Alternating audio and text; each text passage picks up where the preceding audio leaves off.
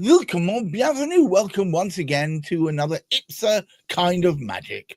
The channel devoted to the independent personal search agent, the an organisation at the moment chaired by the Honourable Hamish McClay, who joins us today, Search and Convey. And today we have a special guest, Mahesh Karai of Karai Property Searches. And the topic for today, as ever, is to do with things that really affect the quality and the ability of people to create really good searches. It's called Raising the Bar, Training for the Modern Search Agent. And as usual, to start us off, Hamish McClay. Many of our viewers outside of those search agents amongst us will be very, very familiar with the term CPD, the continuous professional development. And that's something which is a serious part of what property lawyers have to go through each year. They need to go through certain amounts to keep up to date on the various changes which take place. We, as search providers, we as those researchers, do not have a particular background, but as a matter of interest, there is only one single person qualified in the United Kingdom, actually, but in England and Wales particularly, because that applies to us, who is actually qualified as a CPD trainer in land charges. And it's my predecessor, interestingly enough, Andrew Prismal of Hands Right Searches. But he's the only qualified person within that sort of training venue. Now, what we do as members of our Association of Independent Personal Search Agents, we do try as much as we can, and we will pull in certain members who have the experience over the years anyway, as almost sort of refreshers, just to speak of new things as they're developing, as they're happening. For example, we have things like, we know things have switched over to the land registry providing certain information. That's new. Well, I say new, it started in 2016, but as far as they are a third of the way through, I think. Compared to the amount of time the land registry has been in existence, it's new. Yeah, oh, absolutely, absolutely. And they still don't know what a land charge. They themselves are not familiar as to what the land charge is. Yikes. It's information provided by the council. The council still maintain the records. They still maintain the registers. It just happens to be resold through land registry and through their particular sort of portals. But we need to prepare, as happens with the solicitors may possibly have had this particular sort of training. I don't know. But certainly we do actually help our members out, and actually through our podcasts as well. We have internal podcasts. We also have our meetings where trainings take place. But there are individual providers, like Mahesh, for example, because he's worked within the land charges offices himself, within the land charges office, as well as running his own business. And therefore, he probably sees better this transition, this particular sort of change, as certain things are beginning to happen, which did not happen in those early days. When you go back to something like 1990, what was going on in the land charges office then?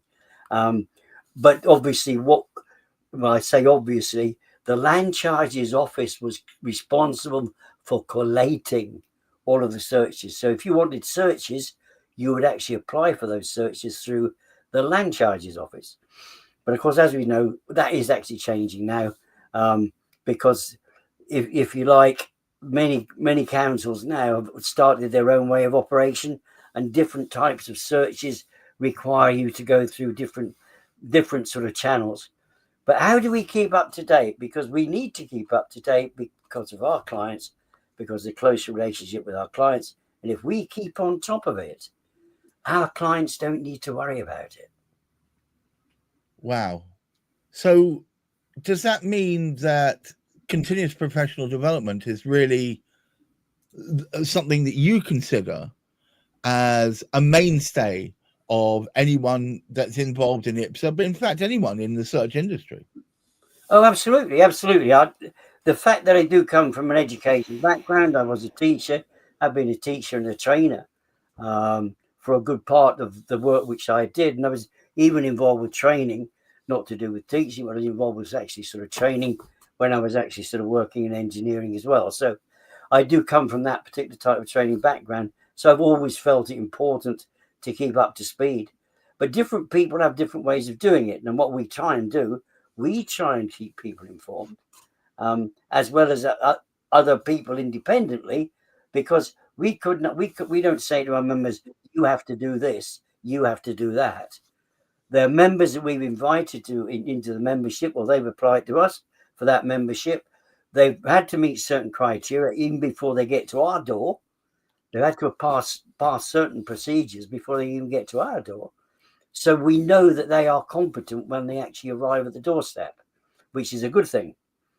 And all we can do after that is say, right, we will keep, and because all of our members as well, and this is one of the important things, because our members are regulated by the PCCB, each one of us is checked out every 12 months, and we have a major audit every sort of 3 years to make sure we are keeping up to date on what needs to be done on an ongoing basis of information of which they are aware, but they're only aware of part of the information. Right. Well, Mahesh, welcome to the show as ever. Thank you. Mahesh, how important to you is continuous personal development in the building of both your business and also maintaining your professional outlook? I think it's majorly important, to be fair. So, Gareth, at the end of the day, if I wasn't sort of up to date with all of my skills, with all of the information that's out there, then effectively I'm not doing the job for my clients. My clients are basically my bread and butter at the end of the day, and sort of obviously the work that I provide to them, the search reports. Obviously, the last thing any company wants is to be sued by their clients. Right. And obviously, if you're not up to date with all of the information that you've got, obviously the skills that you've got, the information that you're providing to your clients, you're going to make mistakes, and inadvertently you're going to get sued by your clients because somebody's property transaction hasn't revealed any necessary information, and so the client's basically taking you to task. And I think obviously through IPSA, I think with the wealth of knowledge that exists within the group, and obviously I think Hamish can vouch for the fact that obviously in his area of Bedfordshire and the areas that he covers, he's probably got different land charges entries to what I get in South Wales. They differ vastly, and that's why the Con 29 form and the LLC 1 form is so vast. So you could go to the northeast of England and get a different information on your search compared to what you would in South Wales. So yeah, it's a learning thing.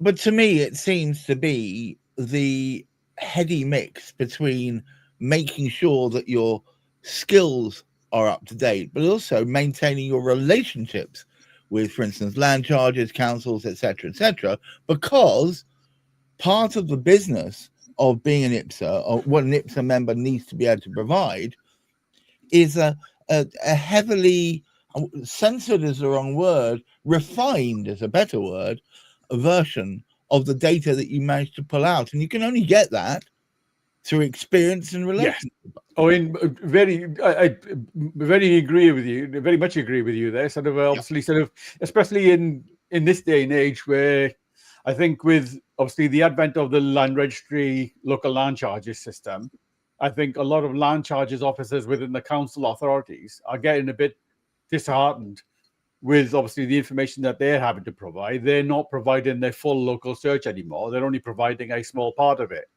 And so, and the fees that they were collecting previously are no longer applying to the level of work, even though they're still having to do the work.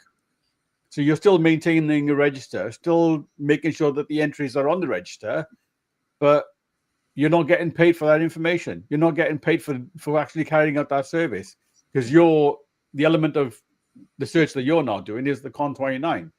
So whereas I think, and I found this more recently, if a solicitor is doing a LLC1 search through the land registry system, they're effectively getting a batch of data from the land registry system, Right. which they don't know whether it's correct or not, and they don't know how to cross-reference that with the information that they get from the land charges.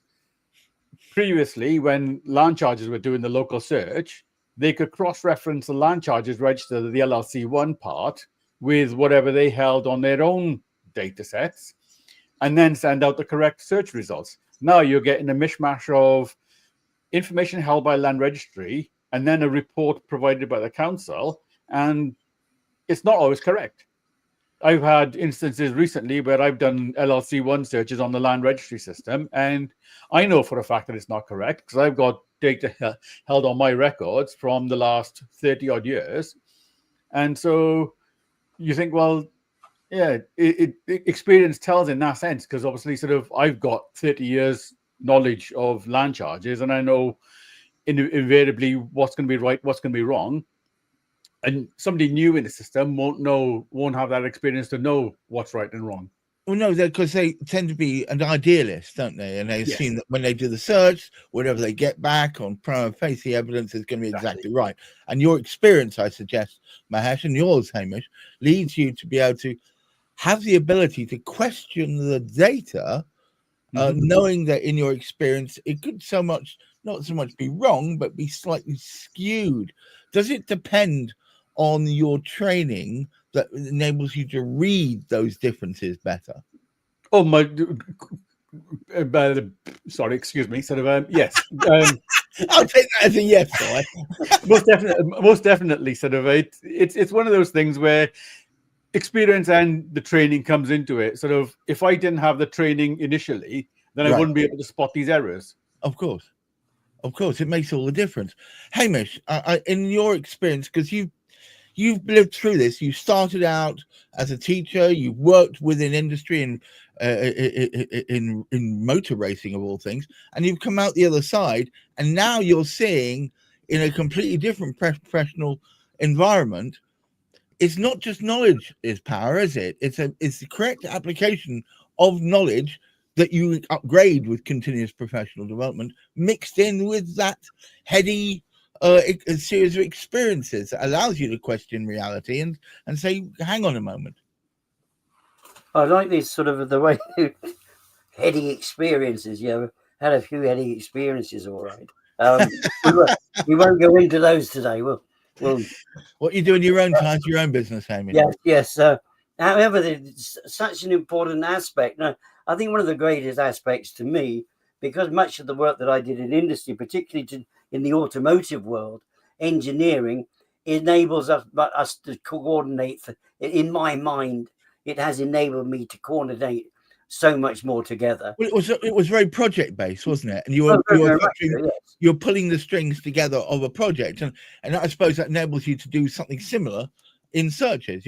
Absolutely. So as Mahesh was actually sort of saying there, when he started off in land charges, he started off his work was project based as well. Interestingly enough, but that you work on that project, you pull it together.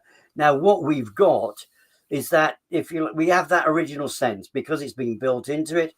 That is some kind of professional experience, professional, whatever you call it, whatever you like. There's that basis. However, things do change as time progresses, and what we know now, see what's happened. That when you look at local councils, they provide land registry with their information. Now, land registry send out to anybody they're sending the detail out what they want to send out, not what the council would have sent out. Yes. In the way that the council would have sent it out. So it's presented the way they want to present it. So it's a totally different way. So in actual fact, when a solicitor first receives that information about land charges if they're receiving it directly from land registry, they're going to go, hang on, because it's laid out completely differently. And different councils, we've actually found this. I mean, Heather, particularly because she actually maintains so many records of where councils are differing, where they're going awry, the queries that we have with different sort of councils. And she can explain there's certain councils, and certainly some in her area within sort of Shropshire, there's one of the councils, they handle stuff completely differently. And because of the way they handle it, they are having to change it because their method isn't quite correct. So when you take something like that, which isn't 100% right, that's sent to land registry, what happens? Well, it is unrefined information. It does need to be checked out. It does need to be looked at, because we can provide, because we have been working with many of our clients for a time period, we can provide it the way that our clients prefer to receive that particular information.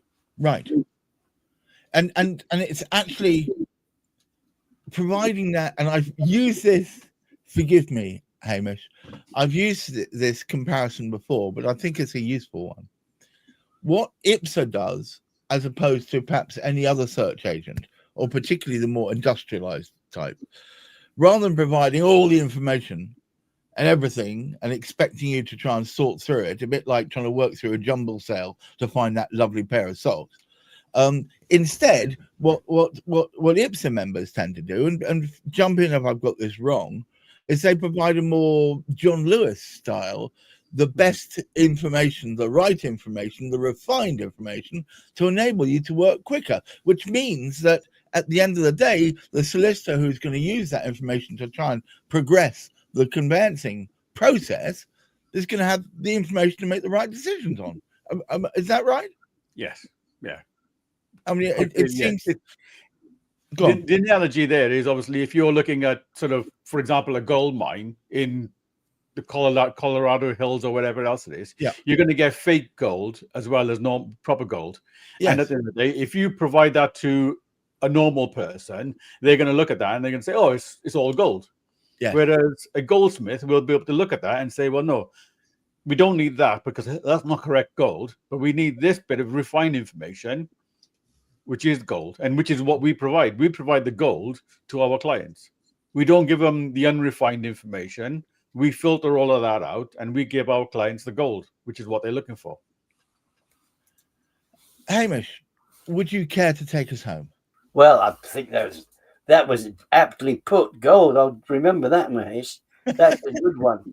I mean, what is sort of quite interesting as well, because for some strange reason, I don't know, there was obviously good cause for it. Land Registry didn't actually start taking on board any of the councils from Wales until a good few years into the sort of development, if you like. And so it's only just in the last couple of years that Mahesh has had the opportunity to see what they're coming out with. So it was sort of interesting. I mean, strangely enough, we were fortunate where we are actually sort of based. Warwick was one of the council areas we covered. That was the very first council area that was actually switched over to the information coming from Land Registry. Right. And strangely, they were a great council. Their information was always excellent anyway. But we didn't have any challenge because we know exactly how they operate. So it was very easy to... So we never, ever had a single challenge with Warwick at all, which is, in fact, a lot better than some of the councils. But yes, it's that refining work. We could actually sort of go out there and we just... Yes, because it glistens in the sunshine like that gold, that refined gold that Mahesh was speaking about. And you, yes, I know that. Whereas some poor fool, as that reason it fool's gold, somebody didn't know anything any better. Somebody that was actually trained, you just grab anything that looks like gold. Yeah, this will do. Factory training type of thing, rather than being a craftsman. So this is one of the great advantages. And because we work as a cooperative, we share ideas, we share the differences, we share these little complications that come through. So it is an ongoing professional development. We don't have that particular label that solicitors do have, but we are constantly updating our news, our views, and the way in which we handle things on behalf of our clients. Well, I love the supportive nature of IPSA IPSA.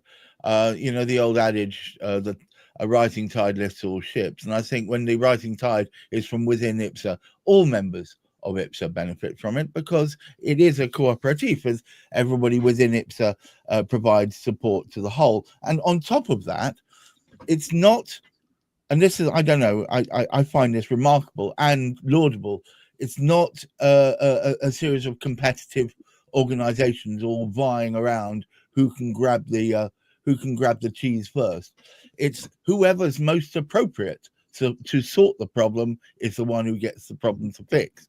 So you don't find Hamish working on something in the wildlands of Wales, or Mahesh working on something in the northern part of Oxfordshire. It's the whole point about it is that it's whoever has the best local knowledge for the job does the job, and I think that makes for an organisation that will be there to support your needs in a way that you're getting the best person for the job, and because they do their refining act on the data they pull out, the data you'll get will be data you can actually act on and deal with without having to do further refinement and spending a lot more time, which means overall the process is shortened because of their local relationships with land register. That usually reduces time because you get it quicker, and because of their ability to refine, it means once you've got the data you can move forward quicker. All in all, a much more elegantly smooth running operation. Thank you so much, Hamish McClay, for putting all this together, and thank you, Mahesh, for being here today. And to all of you out there, do follow us. We do every week talk about different aspects of things that IPSA is either good at, things that they've come up against, or maybe just salient tales so you can understand how things can move. Try and keep your feet on the ground. Keep reaching for the stars. Please look after their mental health. Until next week, goodbye.